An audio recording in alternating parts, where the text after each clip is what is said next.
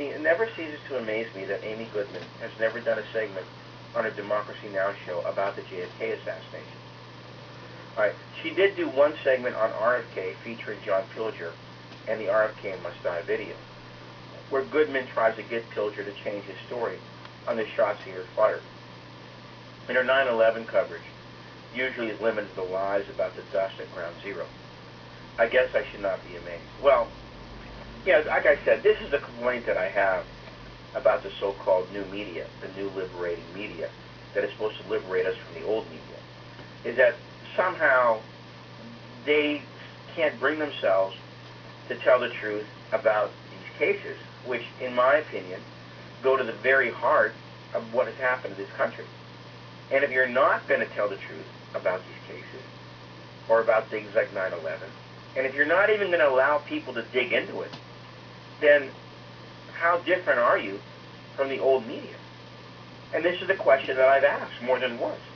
And this is one of the things that is so smashingly has disappointed me about. Now, Amy Goodman, like I said, if you put the new media on a spectrum, you know, going, say, from Daily Beast on one side, okay, to, say, Pacifica on the other side, you know, from right to left, Amy Goodman would be somewhere around Pacifica. That's where she got her start, okay?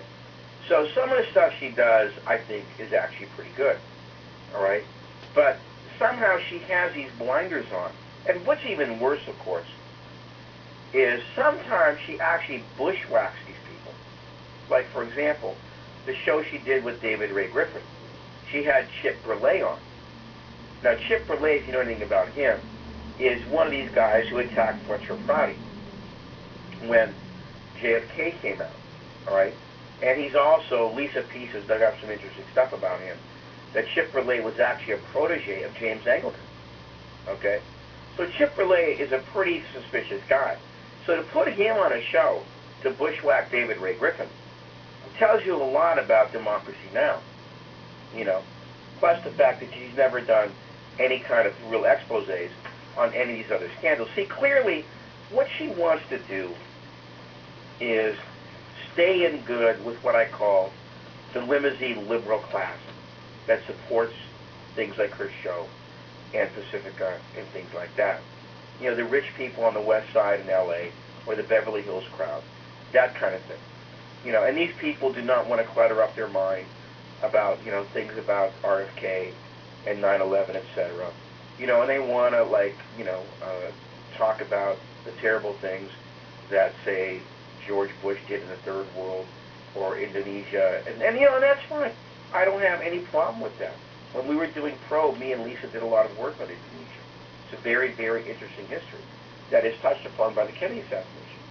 But, you know, what's Chomsky's pet project?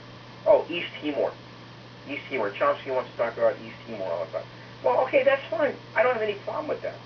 You know, but to say that somehow that is legitimate, you know, and what happened to Bobby Kennedy in the Ambassador Hotel, which wiped out the hopes of a generation and changed this country forever.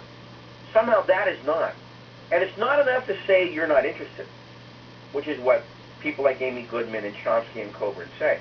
It's not enough to say you're not interested, but you have to go out of your way to ridicule anybody who is interested. That's what I find offensive. That's what really troubles me. Okay? You know, and that's where these people who think they're so cool and think they're so politically savvy, that's where they hook up to track. Well, that's where they link up with them. There's a place that, you know, there's places we're not going to let you go, whether we're alternative media or not. And I don't understand that because, in my opinion, there will never be any hope for any kind of renewal or redemption of this country until what happened back then, that night at the Ambassador Hotel, and what it did to America, is come to terms with. You can never know who you are unless you know what happened to you in the past. Okay? You can never understand the present unless you understand and come to terms with the horrible past that you have. You know, it's true in life, and it's true in history. All right? And we're proving, of course, I think we've proved now, just one aspect of this case, that if those assassinations would not have happened, the Vietnam War would not have happened, just to use one example. If those assassinations had not happened, Richard Nixon would have never become president, which started this whole, GOP nightmare, which ended up going to Reagan and Bush. So these things, to me, are not just important, they're crucial to understanding history. All right? So I agree with this guy. I think it's lamentable. And that's one of the reasons why I hope, Black Op Radio continues to grow. And I hope it's one of the things we talk about,